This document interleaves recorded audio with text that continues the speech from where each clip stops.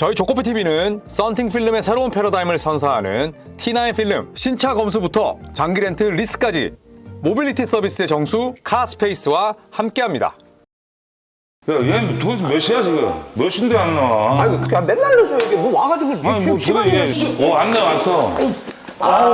이제 버스가 안 오고 지하철이 밀렸어 진짜. 아유 저 커피 농구 잘한다고 맨날 이렇게 드시면 안 되는데 진짜로. A few moments later. 조코피 오늘도 늦을 거 아니야? 아니 뭐 일찍 온 적이 있어요. 뭐야? 벌써 와 있어? 한 대 뽑았어요. 시원하게. NBA 컵 대회가 시작될 때 어떤 생각이 드셨나요? 대다수의 농구 팬들은 이 대회에 대해 부정적인 시선이 있었을 겁니다.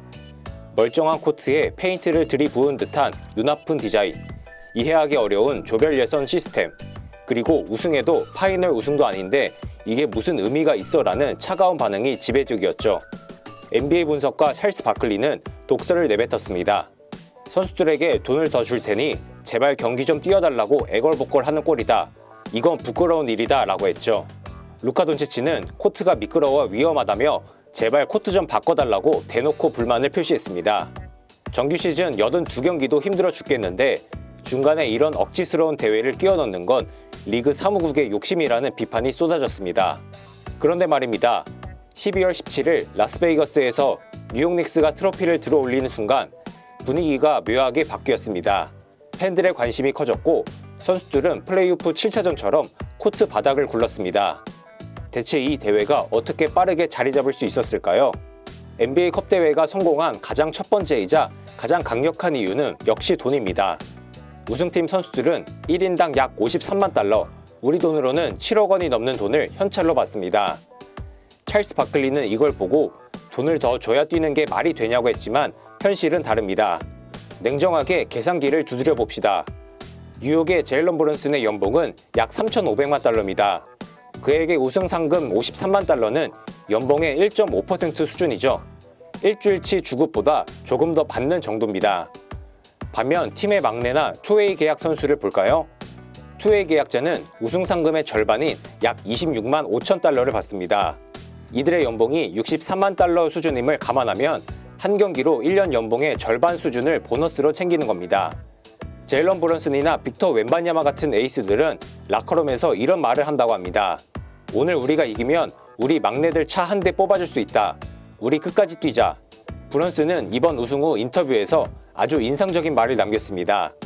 내가 더 부자가 되는 것보다 내 옆에서 매일같이 땀 흘리는 동료들이 경제적으로 더 여유로워지는 모습을 보는 게 훨씬 큰 동기부여가 된다라고요. 물론 구단에 포함된 모든 구성원이 상금을 받는 건 아닙니다. 선수들의 몸을 관리해주는 트레이너, 전술 분석하는 데이터 분석관, 매일 유니폼을 세탁하고 장비를 챙기는 매니저들까지 이들은 선수들이 우승 상금을 받을 때 단 1달러의 공식 상금도 받지 못합니다. 선수들과 똑같이 혹은 선수들보다 더 많이 고생하는데도 말이죠. 이 지점에서 진정한 슈퍼스타의 품격이 나옵니다. 컵 대회가 시작된 이후 우승팀의 베테랑들과 스타 선수들이 상금을 받지 못하는 스태프들을 위해 본인들의 사비를 털어 보너스를 챙겨주는 문화가 생겨났습니다. 지난 시즌에는 데미안 릴라드가 컵대회 우승 상금 일부를 구단 직원들에게 분배해줬죠. 이번 뉴욕 선수단도 이를 약속했습니다. 브런슨과 조시 하트 등을 필두로 한 뉴욕 베테랑들은 지원 스태프에게 상금을 챙겨주는 방법을 논의했다고 합니다. 하트는 그들이 공식적으로 보너스를 받지 못하기 때문에 우리가 직접 나서야 하는 게 당연하다라고 말했습니다. 물론 거액의 돈은 선수들에게도 추가적인 동기부여가 되는 건 분명합니다. 이번 시즌 219만 달러를 받는 타일러 콜렉은 세금과 에이전트 비용을 떼고 나면 생각보다 받는 돈이 많지 않습니다. 이런 그에게 컵대회 보너스는 크게 다가오죠. 콜렉은 지난 시즌 컵대회 8강 보너스로 어머니에게 차를 사드렸다. 이번에는 우승하면 아버지에게 차를 사드릴 것이다 라고 이야기했습니다. 하트는 우승 상금으로 시원하게 쇼핑하겠다는 뜻을 밝혔습니다. 하트는 이번 대회를 앞두고 황당한 일을 겪었습니다. 지난 9월 호텔방에 도둑이 들어 아끼던 명품 시계를 잃어버린 것이죠. 시계 3개와 약 18만 5천 달러 상당의 보석을 도난당했습니다. 하트는 우승 상금으로 시계를 살 거다.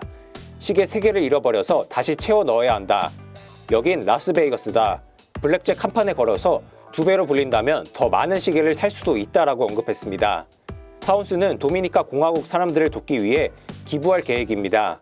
그는 도미니카의 아이들을 돌보는데 돈을 쓰고 싶다. 더 많이 이겨서 더 많은 돈을 기부하고 그곳 커뮤니티를 돕고 싶다라고 각오를 밝혔습니다. 비즈니스 측면에서 NBA컵은 아담 실버의 대승입니다. NFL의 모든 관심이 쏠려있던 11월 비수기 NBA컵 조별 예선 시청률은 전년 대비 90%나 급등했습니다.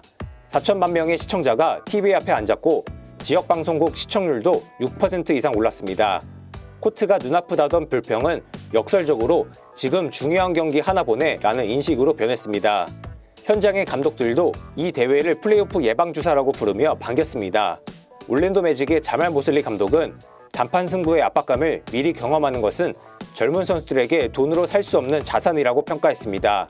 실제로 컵대회에서 클러치 상황이 일어난 경기는 63.3%로 일반 경기보다 훨씬 높았습니다.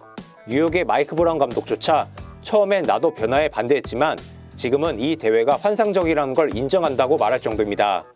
하지만 아쉬운 점도 남습니다. 가장 큰 문제는 중립지역 개최의 한계였습니다. 이번 결승전이 열린 라스베이거스, 화면상으로는 화려해 보였지만 실상은 어땠을까요? 준결승전 당시 관중석 상층부는 텅텅 비어 있었습니다. 팬들은 자기 팀이 결승에 갈지 안 갈지 경기 일주일 전에야 알 수 있는데 어떤 팬이 갑자기 비행기표를 끊고 라스베이거스로 날아올까요? 결국 리그 사무국은 내년부터 준결승전을 상위 시드팀의 홈경기장에서 열기로 결정했습니다. 라스베이거스라는 상징성에 집착하다가 정작 중요한 팬들의 열기를 놓쳤다는 것을 인정한 셈입니다. 결승 경기는 라스베이거스가 아닌 유서 깊은 대학 경기장을 고려하고 있다는 후문입니다. 더 심각한 건 선수들의 건강입니다. 디 애슬레틱의 존 홀린저는 컵 대회를 위해 11월 일정을 억지로 우겨넣다 보니 선수들의 피로도가 임계치에 도달했다고 비판했습니다. 실제로 시즌 초만 웬바냐마, 아디토쿤보 등 스타들이 부상으로 신음했습니다. 리그 사무국은 결승전에 오르는 두 팀을 제외하고 컵 대회 때문에 경기 수가 늘어나지 않았다고 주장하지만 핵심은 밀도입니다. 12월 중순 라스베이거스 토너먼트 기간에는 8강에 탈락한 팀들이 쉴 수 있도록 리그 전체가 멈추거나 일정이 느슨해집니다. 이 10일을 만들기 위해 시즌 첫 6주 동안 모든 경기를 앞쪽으로 몰아넣은 것이죠. 실제로 이번 시즌 애틀란타와 클리브랜드, 미러키 같은 팀들은 시즌 개막 후 단 42일 만에 22경기를 치렀습니다. 이틀에 한 번꼴로 경기를 한 셈인데 비행기를 타고 도시를 이동하는 시간까지 고려하면 선수들은 잠잘 시간조차 부족한 번아웃 상태에 빠집니다. 존 홀린저는 이렇게 갑자기 기어를 0에서 50으로 올리는 살인적인 스케줄이 스타들의 근육과 인대 부상을 초래할 수 있다고 경고합니다. 2024년 컵대회 우승컵을 든 미러키의 닥 리버스 감독도 솔직하게 털어놨습니다. 우승 후 팀이 완전히 방전됐다. 레이커스가 겪었던 그 지독한 후유증을 우리도 똑같이 겪었다라고 했습니다. 홀린저는 컵대회 일정을 어떻게 조정해야 할까? 컵 8강전을 크리스마스에 하고 준결승과 결승을 올스타 주간에 하면 어떨까? 아니면 컵 조별 예선 경기를 아예 프리시즌으로 돌리면 어떨까라고 주장했습니다. 결국 장기적인 관점에서 컵대회 일정의 조정이 필요한 것은 분명한 사실로 보입니다. 이렇게 세 번째 NBA 컵대회가 마무리됐습니다. 비록 비판 속에 시작했지만 NBA컵은 이제 무시할 수 없는 NBA의 거대한 축제로 자리 잡았습니다. 물론 숙제는 명확합니다. 선수들을 번아웃으로 몰아넣는 살인적인 일정과 텅 빈 중립지역 관중석은 아담 실버 총재가 반드시 해결해야 할 문제입니다.